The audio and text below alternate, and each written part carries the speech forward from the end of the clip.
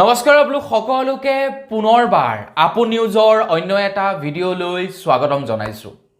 আপোনালোকে যদি বিভিন্ন ৱেবছাইট বা বিভিন্ন এপ্লিকেশ্যনৰ পৰা কেতিয়াবা বিভিন্ন কাৰণত লোন লৈছিলে, আপোনাৰ ইমাৰ্জেঞ্চি টাইমত যদি আপোনালোকে লোন লৈছিলে, তেনেহ'লে সেই ধাৰ আপোনালোকে ৰিটাৰ্ণ কৰিবলৈ বাদ দিয়ক। আপোনালোকে সেই পইচা পৰিশোধ কৰিবলৈ বাদ দি দিয়ক। যদি আপোনালোকে কেতিয়াবা ইমাৰ্জেঞ্চি কাৰণত কোনোবা কোম্পানীৰ পৰা কোনোবা ৱেবছাইটৰ পৰা যদি আপোনালোকে লোন লৈছিলে, যিমান টকাৰে নহওক মুঠৰ ওপৰত ক'বলৈ গ'লে আপোনালোকে যদি লোন লৈছিলে, ধাৰ পৰিশোধ কৰাটো বাদ দি দিয়ক।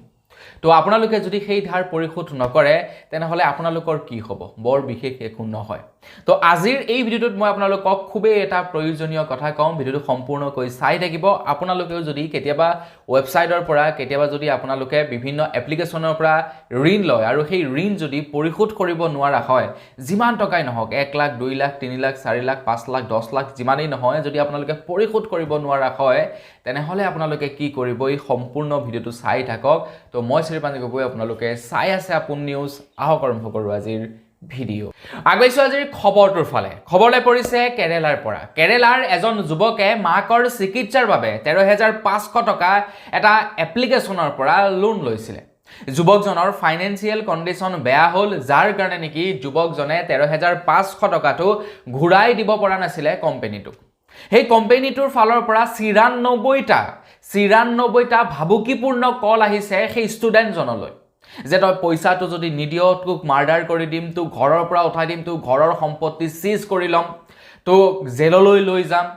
মানে নানান ধৰণৰ তেনেকুৱা 94টা যুৱকজনলৈ মানে ভাবুকিপূৰ্ণ কল আহিছে। যুৱকজনে পইচা ঘূৰাই দিয়াত অসমৰ্থ হৈছে। যুৱকজনে ভয় খালে যে মই যদি পইচা ঘূৰাই নিদিওঁ, তেন্তে মোৰ ঘৰৰ সা সম্পত্তি লৈ ল'ব, মোক বদনাম কৰি দিব, মোক জেললৈ লৈ যাব। তো তাৰ পাছত যুৱকজনে অৱশেষত নিজকে শেষ কৰি পেলালে। যুৱকজনে আত্মহত্যা কৰিলে। মাত্ৰ 13,500 টকাৰ কাৰণে এজন যুৱকৰ জীৱন শেষ কৰি পেলালে সেই এজেণ্টসমূহে, যিবিলাক এজেণ্টে নেকি আপোনালোকক দাবী ধমকি দি পইচা উচুল কৰিবৰ কাৰণে চেষ্টা কৰে। তো বন্ধু বান্ধৱীসকল, এয়া কিন্তু প্ৰথম নহয়। এনেকুৱা বহুতো কেছ আছে যিবিলাকত নেকি ধৰি লওক আপোনাৰ বহু মানুহ নাইকিয়া হৈ গৈছে এই পৃথিৱীৰ পৰা, য'ত নেকি সামান্য পৰিমাণৰ ঋণ লয়, সেই ঋণ পৰিশোধ কৰিব নোৱাৰিলে সিহঁতৰ ঘৰলৈ মানুহ আহে, তেওঁলোকক ভাবুকি দিয়ে যে পইচা যদি নিদিয়, মুঠৰ ওপৰত তোৰ ওপৰত কেছ কৰিম, বেয়া বদনাম উলিয়াম। এনেকুৱা ঢেৰ তেওঁলোকক ভাবুকিপূৰ্ণ মানে ফোন কল আহে, আৰু তাৰ পাছত পইচা ঘূৰাব নোৱাৰি আত্মহত্যাৰ নিচিনা পথ বাছি লয়। যুৱকজনে মাত্ৰ 13,500 টকাৰ কাৰণে নিজৰ জীৱনটো শেষ কৰি পেলালে। আৰু ইয়াত ভুল কাৰ? ইয়াত সম্পূৰ্ণৰূপে ভুল হৈছে সেই এজেঞ্চিটো বা সেই কোম্পানীটো, যিটো কোম্পানীৰ পৰা ঋণ লৈছিলে। তো বন্ধুসকল, আপোনালোকেও কেতিয়াবা হয়তো এনেকুৱা কোম্পানীৰ পৰা ঋণ ল'ব পাৰে, আৰু আপোনাৰ ফাইনেন্সিয়েল কণ্ডিশ্যন হয়তো কেতিয়াবা বেয়া হ'ব পাৰে। তেনে অৱস্থাত আপোনালোকেও পইচা ঘূৰাব নোৱাৰিব পাৰে। এমাউণ্ট যিমানেই নহওক, 1 2 3 4 5 যিমানেই নহওক, আপোনালোকে ফাইনেন্সিয়েল কণ্ডিশ্যনৰ বাবে পইচা ঘূৰাব নোৱাৰিব পাৰে। আপোনালোকলৈও ঠিক তেনেকুৱা ধৰণৰ কল আহিব। আপোনালোকৰ ঘৰলৈও ঠিক তেনেকৈ ৰিকভাৰী এজেণ্টসমূহ আহিব পইচা বিচাৰি। তো আপোনালোকে সেইবিলাকৰ চক্কৰত পৰি নিজৰ জীৱনটো ধ্বংস নকৰিব। তো আপোনালোকে যদি পইচা নুঘূৰাও বুলি কয়, তেনেহ'লে আপোনালোকৰ ওপৰত কি কৰিব মই আপোনালোকক গোটেইখিনি জনাই দিছোঁ। ধৰি লওক আপোনালোকে কোনো এটা ৱেবছাইটৰ পৰা বা কোনো এটা কোম্পানীৰ পৰা ঋণ লৈছিলে, সেই ঋণ আপোনালোকে পৰিশোধ কৰিব পৰা নাই। তো তেতিয়া আপোনালোকৰ ওপৰত তেওঁলোকে একো কৰিব নোৱাৰে, বেছিতকৈ বেছি আপোনালোকক দাবী ধমকি দি কল কৰিব পাৰে, আপোনালোকৰ ঘৰলৈ মানুহ আহিব পাৰে। তো আপোনালোকে তাৰ ওপৰতো কমপ্লেইন কৰিব পাৰিব। আপোনালোকৰ ঘৰত যদি এজেঞ্চিৰ মানুহ পঠাইছে, প্ৰথম কথা তেওঁলোকে আপোনাক প্ৰথমতে জনাব লাগিব, তাৰ পাছত ন'টিচ দিব লাগিব যে আপোনাৰ ঘৰত আমি ভিজিট কৰিবলৈ যাম, যিটোক নেকি হোম ভিজিট ন'টিচ বুলিও কোৱা হয়। যদি তেওঁলোকে হোম ভিজিট ন'টিচ দিব নোৱাৰে, তেনেহ'লে কোনো কাৰণতে তেওঁলোকে আপোনাৰ ঘৰত আহি পইচা বিচাৰিব নোৱাৰে। এইটো হৈ গ'ল প্ৰথম কথা।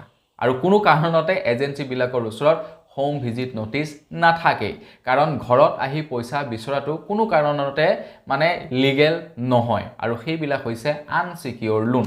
আনচিকিউৰ লোনত আপোনালোকৰ মাটি বাৰী সম্পত্তি কোনো কাৰণতেই জব্দ কৰিব নোৱাৰে কোম্পানীসমূহে আপুনি যেনিবা বিভিন্ন ধৰণৰ এপ্লিকেশ্যনৰ পৰা ঋণ লৈছিলে সেই ঋণ পৰিশোধ কৰিব পৰা নাই আপোনাক যেনিবা ভাবুকি দি আছে তোক জেললৈ লৈ যাম তোক তোৰ মাটি বাৰী সম্পত্তি কাঢ়ি ল'ম কিবা কৰিম একো কৰিব নোৱাৰে তেওঁলোকে আপোনালোকৰ মাটিৰ ইমানটো চপৰা এটাও ঘৰৰ পৰা লৈ যাব নোৱাৰে আপোনালোকৰ সা সম্পত্তি সিজ কৰিব নোৱাৰে সেইবিলাক হৈছে আনচিকিউৰ্ড লোন তেওঁলোকে আপোনালোকৰ কেৱল সিভিল স্কোৰ আধাৰ কাৰ্ড আৰু পান কাৰ্ড চাই আপোনালোকক লোন দি দিয়ে তেওঁলোকে আপোনালোকৰ সিভিল বেয়া কৰিব পাৰে এইটো কৰিব পাৰে তাৰ বাহিৰে তেওঁলোকে অন্য একো কৰিব নোৱাৰে ঘৰত কোনো কাৰণত আহিব নোৱাৰে তেওঁলোকে যদি আপোনালোকলৈ ভাবুকিপূৰ্ণ কল মেছেজ দিয়ে আপোনালোকে যদি ৰিটাৰ্ণ তেওঁলোকৰ পৰা মানে সেই অথৰিটিখিনি বিচাৰে যে ফোন কৰিবলৈ তই অথৰিটি ক'ত পালি দে মোক নটিচ দে যদি মেছেজ কৰে মেছেজত যদি তেওঁলোকৰ আইডি কাৰ্ড কিবা কিবি বিচাৰে তেনেহ'লে দ্বিতীয়বাৰ আপোনালোকলৈ তেখেতে কল কৰিব নোৱাৰে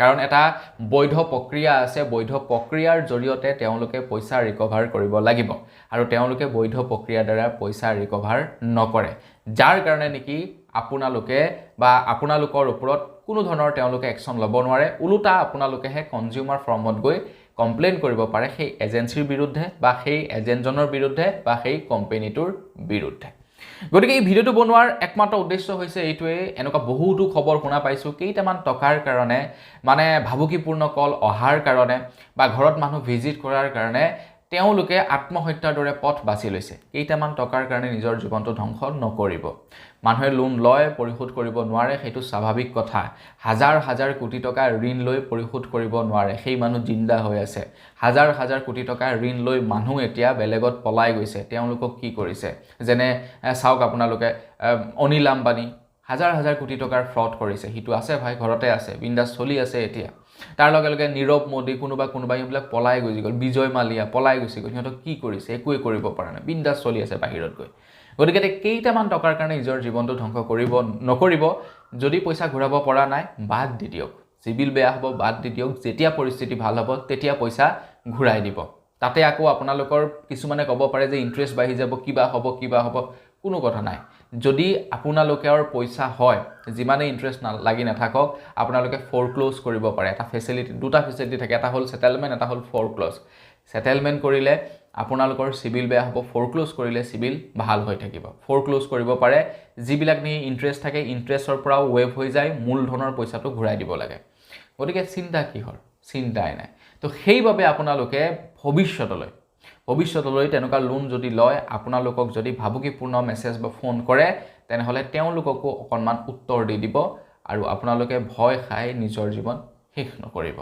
তো বন্ধুসকল আজি ভিডিঅ' জনাবলগীয়া আপোনালোকক সৰু এটা ইনফৰমেশ্যন ইমানেই আছিলে অৱশ্যে এনে ধৰণৰ কথা বতৰাবিলাক প্ৰত্যেকে নকয় এইবিলাক মানে কিবা প্ৰেক্টিকেলি কথা নহয় তো এনেকুৱা ধৰণৰ বহুতো খবৰ দেখা পাইছোঁ সেইবাবে ভিডিঅ'টো প্ৰস্তুত কৰিলোঁ যদি ইনফৰমেশ্যনটো ভাল লাগিলে লাইক এটা কৰি দিব চেনেল সাবস্ক্ৰাইব কৰা নাই সাবস্ক্ৰাইবটো কৰি ল'ব পুনৰ এটা লগ কৰাৰ খাতিৰত বিদায় মাগিছোঁ ধন্যবাদ জয় অসম